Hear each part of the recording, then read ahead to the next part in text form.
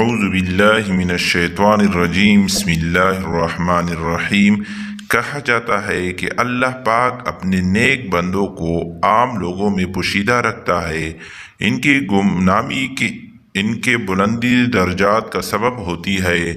حدیث پاک میں فرمایا گیا، بہت سے پراگن بالوں والے میلے کچیلے کپڑوں والے جو کسی بڑے گھر تک نہیں پہنچ سکتے، اللہ کے ہاں اتنے بڑے مرتبے والے ہیں کہ اگر وہ اللہ پر کوئی قسم کھائے تو اللہ تعالیٰ اسے بھی پورا فرما دے۔ ایک عارف باللہ کہتے ہیں کہ ہم عراق سے مکہ مکرمہ اور رسول اللہ صلی اللہ علیہ وسلم کے شہر مدینہ منورہ کے لیے نکلے۔ ہمارے قافلے میں بہت سے لوگ تھے۔ ہم عراق سے نکلے تو ایک عراقی شخص بھی ہمارے ساتھ چل پڑا۔ اس کا نام گندمی رنگ کثرت عبادت کی وجہ سے زرد ہو چکا تھا۔ اس نے پون زدہ ایک پرانا لباس پہنا ہوا تھا۔ اس کے ہاتھ میں عصا تھا اور ایک تیلی تھی جس میں کچھ توشہ تھا۔ وہ شخص عابد و زاہد حضرت اویس کرنی رضی اللہ تعالیٰ عنہ تھے۔ قافلے والے نے انہیں اجنبی جانتے ہوئے کہا، ہمارا گمنام ہے کہ تم ایک غلام ہو۔ حضرت سیدنا اویس کرنی رضی اللہ تعالیٰ عنہ نے فرمایا، میں ایک غلام ہوں۔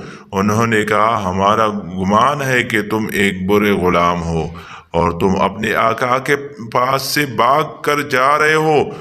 آپ رضی اللہ تعالیٰ عنہ نے فرمایا، انہوں نے کہا، جب تم اپنے آقا کو چھوڑ کر بھاگے تھے اس وقت تمہاری کیا حالت تھی، اب تمہاری کیا حالت ہے؟ اگر تم اپنے آقا کے پاس ہی ٹھہر رہتے تو تمہاری یہ حالت نہیں ہوتی، اور بے شک تم ایک برے اور کوتاہی کرنے والے غلام ہو۔ تو آپ رضی اللہ عنہ نے ان سے کہا، اللہ کی قسم بلا شبہ میں گناہگار غلام ہوں، میرا آقا بھی بہت اچھا ہے اور کوتاہی میری ہے۔ اگر میں اس کی اطاعت کرتا اور اس کی خوشنودی چاہتا تو میری یہ حالت نہیں ہوتی۔ کہہ کر آپ رضی اللہ تعالیٰ رونے لگے اور اتنا روئے کہ قریب تھا کہ آپ کا انتقال ہو جاتا۔ لوگوں کو ان پر بہت ترس آیا اور لوگ آقا سے دینوی آقا مراد لے رہے تھے، حالانکہ ان کی آقا سے مراد اللہ رب العزت کی ذات تھی۔ قافلے والوں میں سے ایک نے کہا، ڈرو مت، میں تمہارے لیے تمہارے آقا سے امن لے لوں گا، تم اس کی طرف لوٹ جاؤ اور توبہ کر لو۔ تو آپ رضی اللہ عنہ نے فرمایا، میں اس کی طرف لوٹتا ہوں اور جو اس کے پاس ہے میں اس کی رغبت رکھتا ہوں۔ حضرت اویس کرنی رسول اللہ صلی اللہ علیہ وسلم کے روضہ انوار کی زیارت کے لیے نکلے تھے، اور چونکہ قافلے نے بھی اسی دن کوچ کیا تھا اس لیے آپ اس میں شامل ہو گئے تھے۔ قافلہ تیزی سے سفر کر رہا تھا۔ رات اس قافلے نے ایک بیابان میں پڑاؤ ڈالا۔ وہ رات انتہائی سرد اور بارش والی تھی۔ وہ بزرگ فرماتے ہیں کہ قافلے والوں میں سے ہر شخص نے اپنا کجاوے اور خیمے پناہ لی۔ حضرت اویس کرنی کے پاس خیمہ وغیرہ نہیں تھا۔ آپ رضی اللہ عنہ نے سردی سے بچاؤ کے لیے کسی سے کوئی شے نہیں مانگی، کیونکہ آپ نے اپنے نفس سے عہد کر رکھا تھا کہ کوئی دنیاوی چیز بھی کسی مخلوق سے طلب نہیں کریں گے۔ وہ اپنی حاجات میں اللہ ہی سے سوال کیا کرتے تھے۔ اس رات آپ کو سخت سردی لگی، یہاں تک کہ شدید سردی کی وجہ سے آپ کے اعضاء کانپنے لگے۔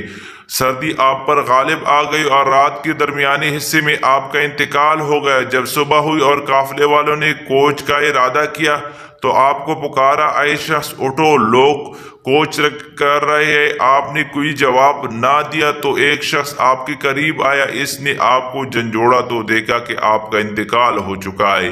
اس شخص نے قافلے والوں کو پکار کر کہا، قافلے والوں، وہ غلام جو آپ نے آقا سے بھاگا ہوا تھا اس کا انتقال ہو گیا اور ہمیں اسے دفن کیے بغیر سفر نہیں کرنا چاہیے۔ قافلے والوں نے کہا، اس کے کفن دفن کی صورت کیسی ہوگی؟ قافلے میں موجود ایک نیک شخص نے کہا، یہ غلام توبہ کر چکا تھا، اپنے آقا کی طرف لوٹنے کا ارادہ رکھتا تھا اور یہ اپنے کیے پر نادمان تھا، اور ہمیں امید ہے کہ اللہ جل اس کے ذریعے ہمیں نفع پہنچائے گا، کیونکہ اس کی توبہ قبول ہو چکی ہے۔ اور اگر ہم اسے دفن کیے بغیر چل پڑے تو کہیں ہم اس کے بارے میں سوال نہ کیا جائے۔ تمہارے لیے اس کے سوا کوئی چارہ نہیں ہے کہ اس کے لیے قبر کھودنے اور اس قبر میں دفن کرنے تک صبر کرو۔ لوگوں نے کہا اس جگہ پر پانی موجود نہیں۔ ایک نے کہا کسی جاننے والے سے پوچھ لو۔ چنانچہ لوگوں نے ایک شخص سے پوچھا، اس نے بتایا کہ پانی یہاں سے 1 گھنٹے کی مسافت پر ملے گا۔ تم میرے ساتھ کسی آدمی کو بھیج دو، تمہیں پانی لا دوں گا۔ اس شخص نے قافلے والوں میں سے ایک کو اپنے ساتھ لیا، ڈول اٹھایا اور دونوں پانی لینے چل پڑے۔ ابھی وہ کچھ دیر ہی چلے تھے کہ سامنے پانی کی ایک چھوٹی سی نہر نظر آئی۔ اس نے کہا عجیب معاملہ ہے، میں نے پہلے کبھی اس نہر کو نہیں دیکھا۔ یہ تو وہ جگہ ہے جہاں پانی ملتا ہی نہیں اور نہ ہی کسی قریب جگہ میں پانی ملتا ہے۔ بہرحال وہ شخص قافلے کی طرف لوٹ آئے اور قافلے والوں سے کہنے لگا تمہاری مشقت ٹل گئی، لکڑیاں جمع کرو۔ تو انہوں نے پانی گرم کرنے کے لیے لکڑیاں جمع کر لی۔ پھر جب پانی لینے کے لیے نہر پر آئے تو دیکھا کہ نہر کا پانی گرم تھا۔ اس کے تعجب میں مزید اضافہ ہوا۔ یہ معاملہ دیکھ کر شرکاء قافلے حضرت اویس قرنی سے مرعوب گئے اور کہنے لگے بے شک یہ شخص بڑی عظمت والا ہے۔ پھر ان لوگوں نے آپ کے لیے قبر کھودنا شروع کی تو مٹی کو جاگ سے زیادہ گرم پایا اور زمین میں سے خوشبو آ رہی تھی۔ قافلے والوں نے دنیا میں اس سے زیادہ پاکیزہ خوشبو نہ سونگھی تھی۔ اس کے دلوں میں حضرت اویس قرنی کا رعب و وقار بڑھ گیا۔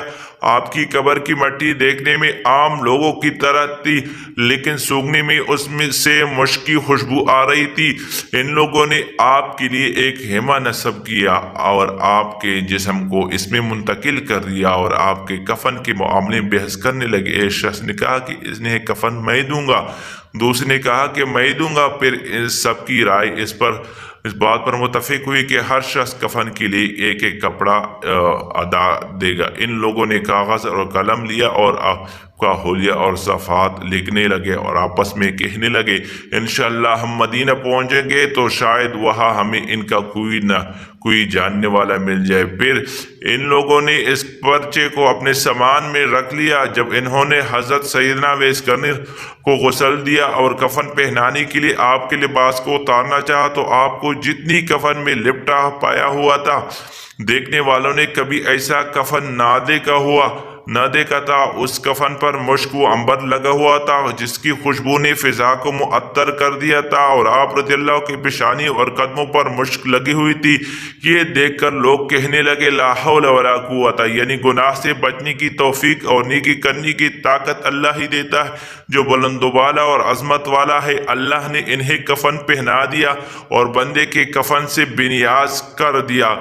ہم اللہ نے امید رکھتے ہیں کہ وہ اپنے اس نیک بندے کے صدقے ہمیں جنت عطا فرمائے گا اور ہم پر رحم فرمائے گا۔ قافلے والوں کو حضرت اویس قرنی کی اس سخت سرد رات میں تنہا چھوڑ دینے پر سخت ندامت تھی۔ ان لوگوں نے آپ کو دفن کرنے کے لیے اٹھایا اور نماز جنازہ ادا کرنے کے لیے ایک ہموار جگہ پر رکھا۔ جب ان لوگوں نے تکبیر کہی تو آسمان سے زمین تک، مشرق سے مغرب تک تکبیر کہنے کی آواز سنائی دی تو ان کے کلیجے دہل گئے اور آنکھیں پٹی رہ گئی اور اپنے کانوں سے سنی جانے والی آوازوں سے مرعوب ہونے اور شدید گھبراہٹ کی وجہ سے یہ نہ سمجھ پائے کہ نماز جنازہ کس طرح ادا کی جائے۔ پھر جب انہیں قبر کی طرف لے جانے کا ارادہ کیا تو اٹھاتے وقت انہیں یوں محسوس ہوا کہ حضرت اویس قرنی رضی اللہ تعالیٰ کا جسم کسی اور مخلوق نے اٹھا رکھا ہے اور آپ کا وزن کندھوں پر بالکل محسوس نہیں ہوا۔ آپ کو دفن کے لیے قبر کی طرف لائے اور آپ کو دفنا دیا۔ قافلے والے حضرت اویس قرنی کے بارے میں حیران و پریشان تھے۔ اسی حالت میں انہوں نے سفر شروع کیا۔ واپس پلٹ کر لوٹتے تو کوفہ کی مسجد میں آئے اور لوگوں کو آپ کا واقعہ سنایا، وہاں حلیہ بیان کیا تو حلیہ بیان کرنے پر لوگوں نے آپ کو پہچان لیا۔ مسجد میں رونے کی آواز بلند ہوئی اور اگر آپ کے وصال کے بعد آپ کی علامات ظاہر نہ ہوتی تو حضرت اویس قرنی رضی اللہ تعالیٰ کے انتقال کی خبر کسی کو نہ ہوتی اور نہ ہی آپ رضی اللہ کے قبر انوار کا علم ہو پاتا کہ آپ رضی اللہ تعالیٰ لوگوں سے پوشیدہ رہا کرتے تھے۔ وآخر دعوانا ان الحمد للہ۔